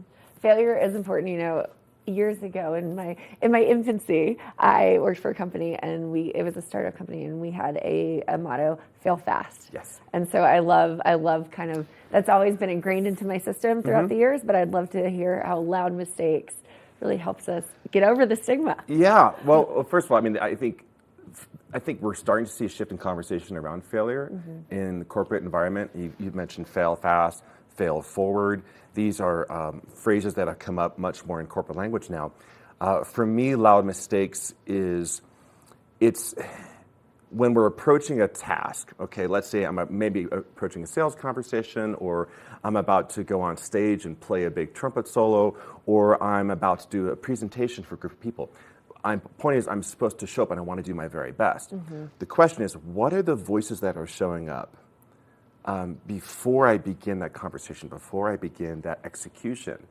And am I limiting myself in terms of how I show up and how I perform? And it's that fear that can just take hold, and all of a sudden we're so afraid of making a mistake that we actually do make a mistake, or we don't show up with the full measure of how we want to present ourselves and have the biggest impact possible. Now, the question is, like, when we do make a mistake or we fail, what about that? So I'm curious, like, when in your company culture, what was the ethos around failure? And you mentioned said fail fast. Sure. So, like, what's an example of where that showed up? Yeah. So that culture, I think, encouraged and supported that, because that's how things are discovered and made better and made new, right? And so another part of the pillars of success for them were fail fast, make strong moves. And so I love those two synonymously, but I would say from like an adult perspective, you know, we are taught to make mistakes when we're kids and when you're coming up through school, but it's not encouraged and talked about in the workplace. And so So you say we are taught to make mistakes, we're taught not to make mistakes? We are taught not to make mistakes as we become older, and as we've been in the professional workforce, suddenly you have to be a subject matter expert. And what if you're not? And how do you learn, and how do you become one? It's like, imagine you've got a new hire, and guess what? They're not supposed to know all the ins and outs of the jobs yet. They're going to make mistakes. So the question is, as a leader, how are you supporting them and nurturing their growth? I like to say, if we're working with a team, we want to give permission to fail. It's okay. So I'll give a great example. I'm a part-time ski instructor, and it's both teaching skiing, but it's also coaching. And I had a client recently who was, I'll call him a new hire. He had never skied before. He was a never ever, okay? But he really wanted to ski, and he was excited. And he has one of the best attitudes of anybody I've ever worked with. Within the first 10 minutes of him putting on the skis, he fell down. Now, some people would be like, oh, they get frustrated. Or He said, you know what? I knew I was going to fall today. He got up and did it again. He fell close to 25 times during that day. He never once complained. And every time he fell down, I would always ask, so what happened? Like, what do you think happened? I'm just curious. No judgment. And there was always something to learn from that. And sometimes I would say, well, here's what I saw. What do you think about that? So, but it helps him build his confidence, because instead of being, he was initially gripped by fear, but I helped him build his confidence to the point where he was skiing and executing turns, and it was like a light bulb went off. Now that's not necessarily a workplace example, but it's the mindset, like, I'm going to make mistakes. Yeah. But I'm always going to try to learn and improve from it. Sure. Improve upon it. So if a leader can support their team in really going for it, as you say, and if they make a mistake, okay, that didn't work. What didn't work? What did work? Absolutely. Let's fine tune that. Let's try the next thing. Absolutely. Yeah. So as a coach and consultant, you know, Yes. how do you coach the employee, and then how do you coach employers as well? So, and I assume you do both sides. So that's a great question. Yeah. So first of all, I think it starts with leadership. Yep. For example, I can't, let's say, work with just employees and not work with a leader, because it's an ecosystem, Sure. and they're all part of the same, the same mission. And so I want to get everybody aligned around the ethos of how we're going to operate as a team, celebrating both success and also celebrating failures and mistakes when they happen. And like you said, let's innovate, let's up our game. But if a leader is approaching feedback with their employees in a way that is, instead of being curious, judgmental, it can kind of squash that maybe that impetus the employee might have to really go for something, because they're afraid they're going to get judged if it doesn't work out. Now, obviously, we don't want to make mistakes, but it's part of our learning and our growing. I heard somebody recently say that life is one long series of mistakes. It's true. And like okay. And nobody knows the blueprints. No, and I made so many mistakes, and will continue to do so. But the question is, am I learning and am I growing from it? Sure. So lab mistakes, coaching and consulting. Yes. So collectively, you usually do group settings. Is that? So do individual? I've done circling back to the music part. Yeah. I've done collaborative songwriting sessions with teams. So part of the goal is to get the highest level of participation from everybody in the room to work towards an objective, in this case, writing a song. And one of the key tenets of that is I remember our songwriting. Yes. And so one of the key here. tenets for me as a leader is, number one, to acknowledge every contribution. Whether I think it's good or not, doesn't matter. I want to acknowledge every contribution. I tell my students, we're going to make a lot of mistakes. We're just going to go for it. And it frees people up energetically to contribute and to go for stuff. And all of a sudden, you raise the level of participation so that everybody feels invested in the outcome. Yeah. So that's in a group setting. So I've done, like writing corporate anthems, to working with sales teams and helping them become more courageous and more authentic in terms of how they connect with customers. Great. I mean, there's a lot of different tangents. If anybody wants to know how to find me, I'm very easy to find on LinkedIn, and you can find me by searching Matt Lewis, Coach. I'll pop right up. And of course, you can go to my website, loudmistakes.com. It's a new site, so it's not totally developed. It's a work in progress, as we all are. But yeah, I love my work. So whether I'm coaching individuals or working with teams, with leaders, I just love it. It's a part of who I am. I've been a teacher for since I can remember. Well, just having conversation with you, I can tell that you help break down walls and make things fluid and conversational, and realize that you don't have to be scared of things that you have to tackle as you move forward, whether it's personally or professionally. Yeah. Or if the fear shows up, instead of judging it, just notice it, acknowledge it. Yeah. That's coming up. Okay. That's all those voices. We all have these. In my coaching training, we talk about allies and also these voices of the other, the saboteurs. It's like, I'm here to, they're always with us. Yeah. They never go away. The question is, how do we integrate them into our being and how we're showing up? And just noticing when it shows up, ultimately that saboteur is there to serve you, the same way that the ally is. But we have to understand why it's showing up, what is it rooted in, and can we find a way to harness that in a productive and healthy way? Our voices, even before this broadcast, I was like, okay, I'm feeling a little bit nervous. Okay, just noticing it, not judging it, but we're live on TV, right? Yeah. But I'm also I want to show up as myself and have a great time talking with you, which I always do. So it's I love my work, and I will kind of close with this final thought around this, is that I love being curious. If I'm in a conversation with somebody and I don't know them, I'm just getting to know them, just be curious and see what happens, as opposed to prejudging what I think they're supposed to be or what the opportunity might be, or are we going to be friends, are we not going to be friends? Just be curious. Be curious and be present. And be present with people. And I have had some amazing conversations on airplanes, sitting at a bar, just because I'm curious and I want to connect. Absolutely. As opposed to this is a really big conversation. Just like, well, this is a really big conversation. well, no, I'm just kidding. So where can we go to find all of your information and to get in touch with you? So again, website, loudmistakes.com. On LinkedIn is really easy. Matt Lewis Coach. I'm pop up right away. And you're going to see on my background, I have a very diverse background in terms of my work history. And I had somebody recently say, well, why would a leader listen to you if you're a musician? Well, I'm also a coach. But what I would say is that for me, the reason a leader is going to find value in my background as a performing artist is because we are trained to listen. That's exactly and right. to connect. That's exactly right. I mean, like, it's our superpower as musicians is to listen deeply and to listen with others. So you can find me there. I would love to connect, and you can send me a direct message, and happy to follow up and explore working with you as an individual or with the organization. Awesome. Well, Matt, I always feel very uplifted after sitting on the Thank you. couch with you, whether Likewise. we're writing a song or talking about loud mistakes and being bold in our choices. So we appreciate you. Thanks for all that you're doing to support the community here in the Valley and beyond. Thank you so much, Kim. Absolutely. Now we have a bit more on the show. We'll be right back after this short break. Good morning, Vail.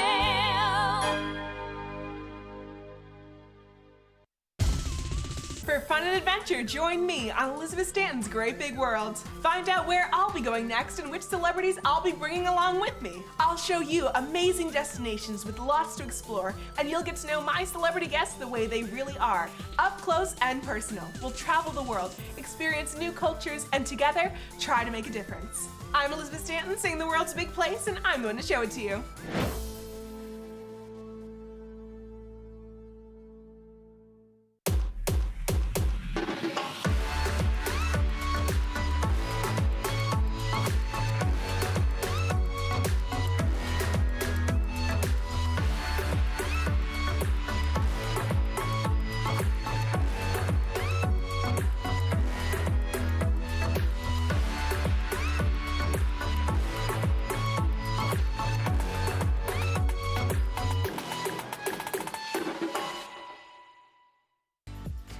Eyepieces of Vail has been a fixture in the Vail community for over 30 years.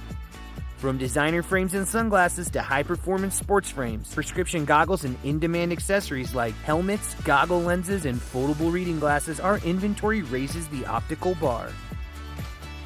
Visit one of our 7 locations today and see why generations of loyal customers return time after time for our unmatched service and inventory. Eyepieces, the art of vision.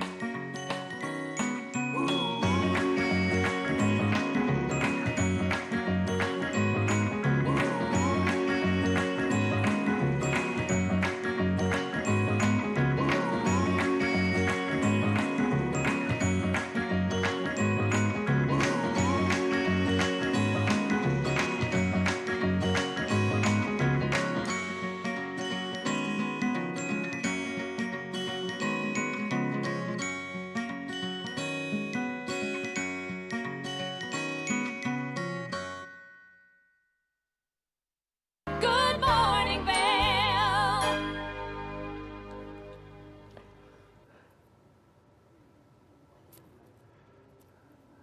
Welcome back to Good Morning Vail. Kim and I love to get in the kitchen and play around and cook some things, but the Vail Valley has some amazing restaurants. And with Valentine's Day just around the corner, there's a lot to choose from. Kim, what's your favorite type of restaurant? Oh boy. Well, we love this. I love this question. Yeah. I usually say sushi, but I'm a fan of any kind of Asian food, but maybe some Mexican, but sushi is definitely my number one. Yeah, it's funny you say that. So over at the Grand Hyatt Vail, we're right now getting open Makoto Vail. So Chef Makoto has 6 different restaurants around the world.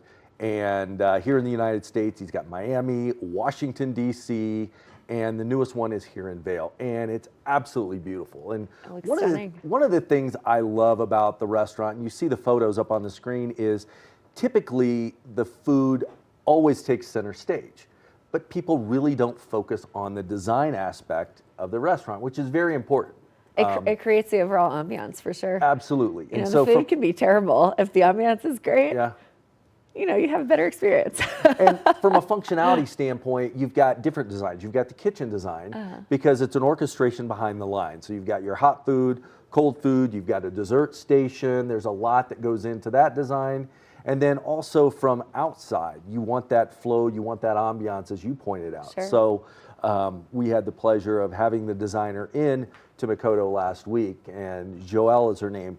Did a fantastic job with the warmth, using the wood, and there's a patio that overlooks Gore Creek that really brings nature inside. Oh, that sounds so wonderful. And you had Chef Makoto here on the show. Correct. So you got to talk a little bit about his plans and what he'll be doing specifically here in the Vail location. Yeah, he's been in for the last few weeks, and I've been able to spend a lot of time with him kind of talking about his vision on food and the style of sushi. And it goes back to that traditional sushi where it's edamame type, not edamame, the bean that you eat, but the style, which goes way back to the origins of Japanese cooking. And that has to do with everything from the rice preparation to the slicing of the fish and all the sauces that accompany it. So a lot really goes into when you create a menu and you create a restaurant, all these things have to come together. Well, that's so interesting. You mentioned the slicing of the fish.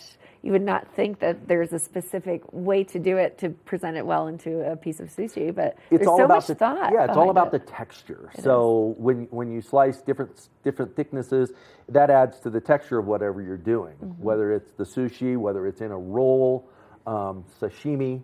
So a lot of different styles go into that. Well, that definitely explains how sometimes people say they don't like sushi, but they haven't had it done well.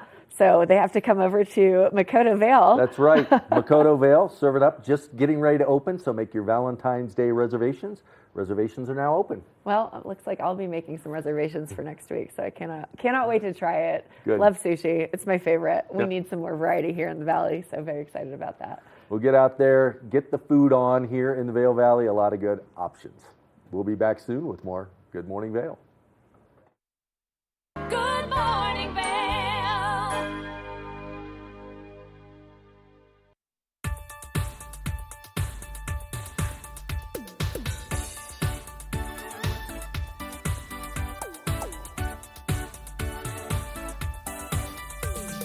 Suki and Scott show, we are feeling good today. Great show on the way. Absolutely. Welcome to our show. I'm Suki. I'm Scott. And we are feeling good today. You know why? Because we had a great show.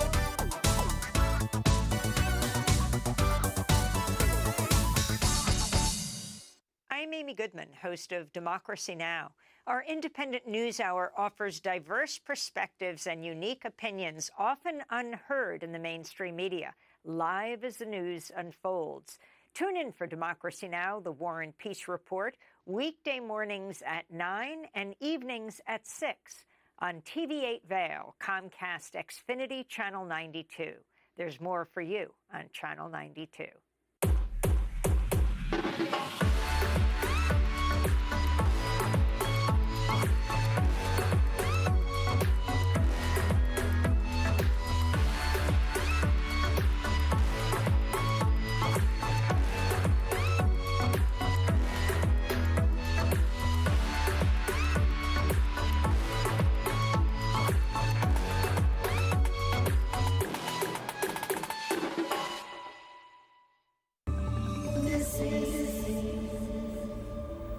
More than ever, kids need information to help them better understand their surroundings and to better protect themselves.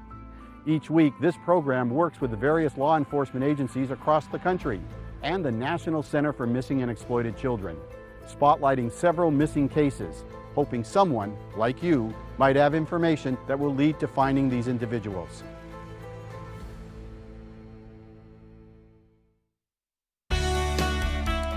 Join us us in exploring the everyday lives of community members here in the Vail Valley. Hear their inspiring stories of how they came here, their contributions to our community, and why they chose to call this place home. We want you to be one of our neighbors.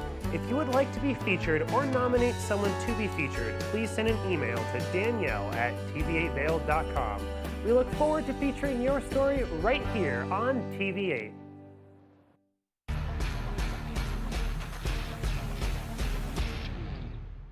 Do you love the outdoor lifestyle? Make sure you tune in every day at 8 p.m. to catch Scoreboard Nation.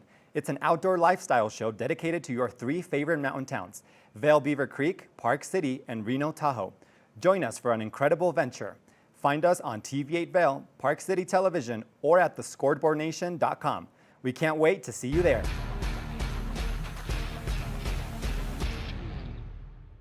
Good morning, Vail.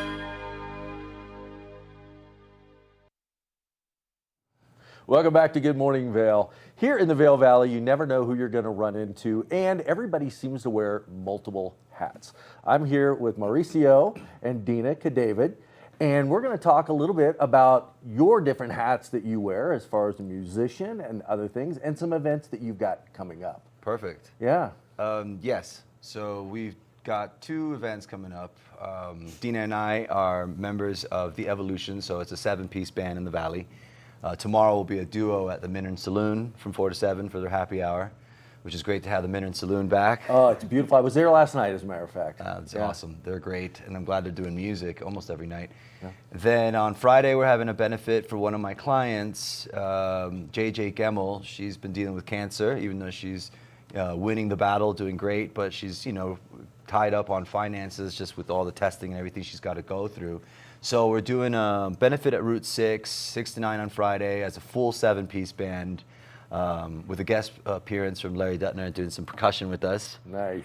And then we're celebrating, first of all, her and gathering as much funds as we can. It's $25 entry, gets you buffet dinner, drink, and then live music, dancing music from 6:30 to 9. Nothing better than that to celebrate the journey that she's undergone. Now, you've not just helped with the music aspect and the benefit aspect, but you've also worked with her over a long period of time in another way. Right. So I've been an acupressure therapist, a specific type of acupressure therapist called Hoshino therapy, super rare. I'm one of 8 in the world doing it. It takes a long time for one of us to complete our training. So I've been doing that for like 25 years. And I've been working on JJ for 2 years and a half, something like that, throughout her entire journey with this. She comes to see me every week, and it's just been part of her ability to manage not only the cancer, but her own physical necessities, whether it be her joints or whatever else, to keep her moving, keep her energy up. So just being a part of that process has been amazingly special.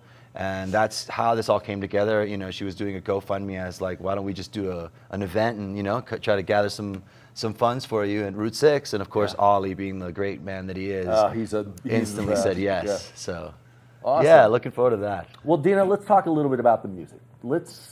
Talk about how the band got started and Mauricio got involved in all this. So Mauricio and I met here in the Valley 11 years ago, and we both sang and played guitar and started playing together, and we started out as a duo, just playing around town for a couple years. And then I got pregnant, and after I had the baby, I took a break for about 3 years, and in that time, brought some other members in, and it slowly became eventually a 9-piece. Wow. A couple have moved away. Yeah, but we have all the members right here. Yeah. It evolves. Yeah, you got it. That's exactly it how literally evolved. Came together. So we just started out as a duo. A family of music. Yeah. You got it. It's a family band. How old's the baby now? Not such a baby. She's 7. Oh my gosh. Yeah. Is she into instruments? She likes to say she's in the band and plays percussion. Okay. She likes the bongos. So she's the 8th member of the band right now. Yep, that's what she tells everybody. She sings the songs here and there too. She'll get up there and do the songs. In fact, we did an Oktoberfest maybe 2 or 3 years ago, and she got up there in front of 2,500 people and sang a song with us. Oh my gosh. Yeah. Stage presence already in 7. We broke her in, yeah. Unbelievable. Well, how did you get started with music? Wow. Well, besides, you know, being in chorus in 4th grade, I played bells in 5th and 6th grade, ended up playing with a symphony at that point just because the teacher brought us to that as Miami, so played in the Guzman Hall, which was just me being introduced to music and reading music. But at 16, I saw the movie The Doors that just come out by Oliver Stone, and it inspired me to try and be a front man, a lead singer. And my best friend at the time, who was always in my homeroom in high school, he tapped me on the shoulder and was like, hey man, you want to try out to be the lead singer of my rock and roll band? And I was like, yes, I do. Yep, that's up my alley. So I made the cut. I wasn't as good as I could be because I was new to the whole scene, but they definitely seasoned me and brought me up to speed. And that was at 16, which is just about 30 years ago, a little more. Yeah. So I've been in music in that sense since then. Music is part of the reason I moved to Colorado. Miami itself is very DJ orientated, especially in those days. I moved here 13 years ago and found my way to the mountains, found my way to State Bridge when it reopened, got to meet a whole lot of musicians, and then in the end formed a band called the Altitones with Tommy Anderson and friends. And then I found Dina, and we ended up forming another band called The Evolution. So that's where we're at. Great. Well, I think you're going to play a song for us. Yep. So why don't Hopefully we two if you like. Why don't we get at that? Let's start it up. All right. This one's called Love Power. Okay.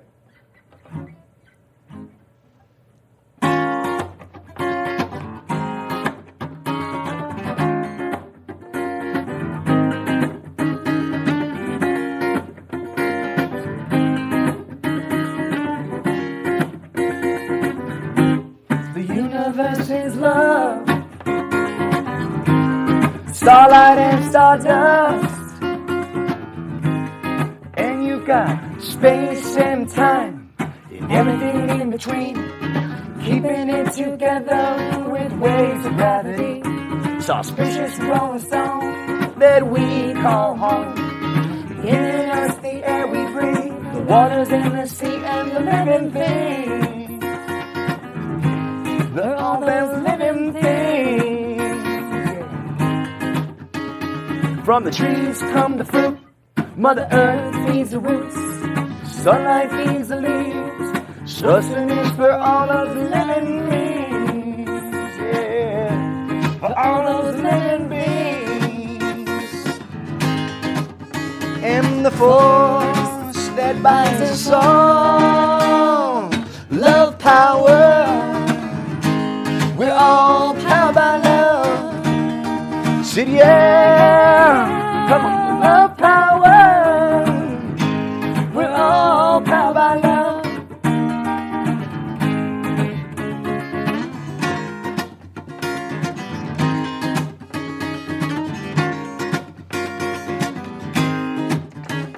Now everybody knows how it.